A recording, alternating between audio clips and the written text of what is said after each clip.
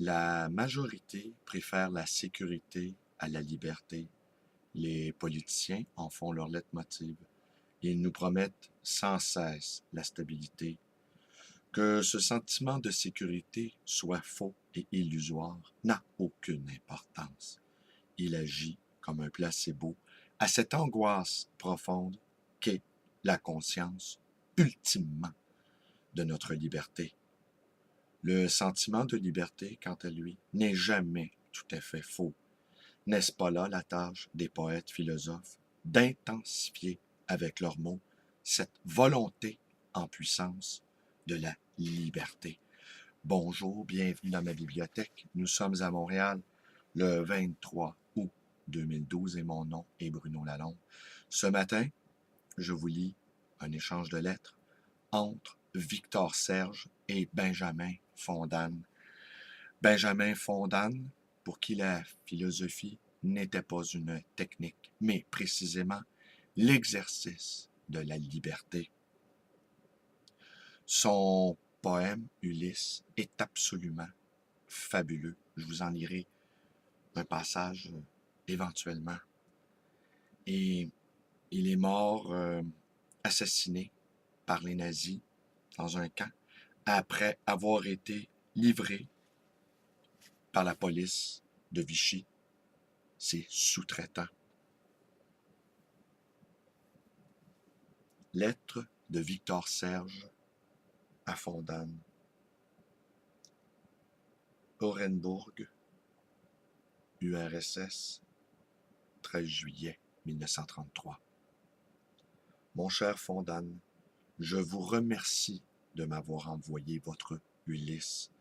Le poète est pleinement justifié s'il réussit à communiquer ses émotions, sa vision du monde, quelque chose de sa manière de vivre.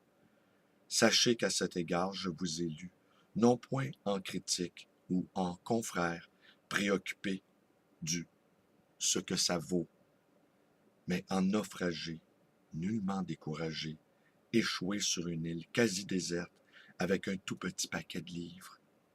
Le vôtre s'est trouvé parmi ceux que j'ai reçus, les premiers, après des tribulations variées.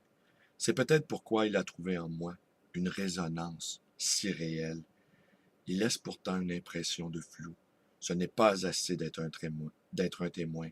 Et celui qui dit « Je dois crier toujours jusqu'à la fin du monde », sans doute bien. Justement parce que je vous comprends et que j'aime de telles de vos pages, je suis irrité par cette velléité de révolte qui n'aboutit ni à une volonté, ni à un geste. Ulysse, tu n'as fait le tour que d'un monde, et le monde est à recommencer, à refaire. Refais-toi, Ulysse. Liés par nous-mêmes, c'est trop. Oui, justement. Mais il suffit de vouloir quand on est de la race d'Ulysse pour secouer ces liens-là. Chers camarades, vous avez au milieu de ces steppes un lecteur très attentif et très amical qui vous remercie fraternellement. Victor Serge. Lettre de Fondane à Victor Serge. Cher Victor Serge, en un moment où l'on parle tant de vous en France, j'ai été bien surpris de recevoir de vous cette plus qu'aimable carte au sujet de mon poème, Ulysse. De toutes les manifestations de sympathie que l'on m'a témoignées à la parution de ce livre, dois-je vous dire que la vôtre, en raison de 1000 choses, m'a le plus profondément touché. Savez-vous que vous avez à Paris des amis dévoués et de grands admirateurs inconnus, et qu'hier encore un important éditeur a parlé avec infiniment d'admiration de vos hommes en prison? La distance qui nous sépare et votre état d'esprit actuel ne sont pas trop favorables à une discussion sur les libertés, les limites et les devoirs de la poésie, voire du poète. Peut-être un jour pas trop lointain, pourrons-nous causer plus amplement de cela sous le signe de la liberté. Mais que le poème vous ait touché, en tant que poème d'un naufrage, c'est-à-dire en un moment catastrophique où l'homme échappe à l'homme et peut-être à soi-même, Cela me paraît de beaucoup le plus important.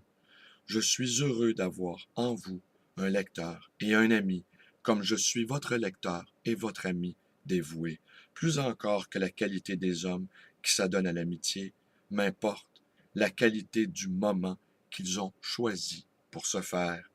Ce moment venant de vous m'est particulièrement précieux.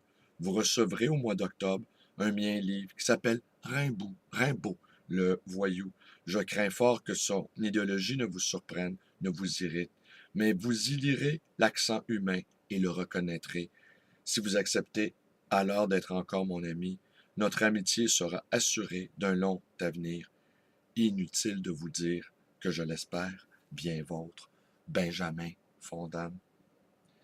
C'est tiré d'un ouvrage consacré à Benjamin Fondane.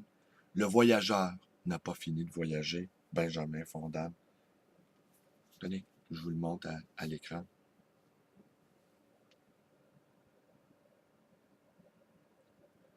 Livre que j'ai acheté à Paris en 2000.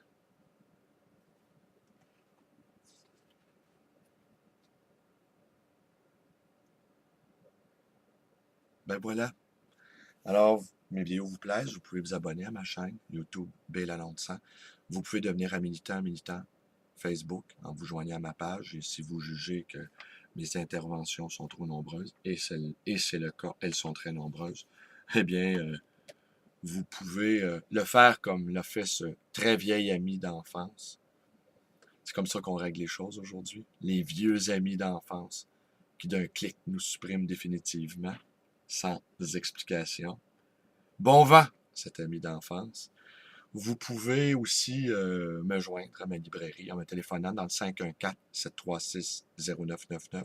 Et vous pouvez également me rendre visite à cette librairie d'occasion et d'ancien, le livre voyageur, le livre qui n'a pas fini de voyager, dans le quartier Côte-des-Neiges à Montréal. Et si vous avez des anecdotes personnelles qui a trait à l'un ou l'autre des auteurs dont il est mention dans mes vidéos, vous pouvez m'envoyer un petit mot. Je vais partager ce petit mot sur ma chaîne YouTube. Allez, bonne journée.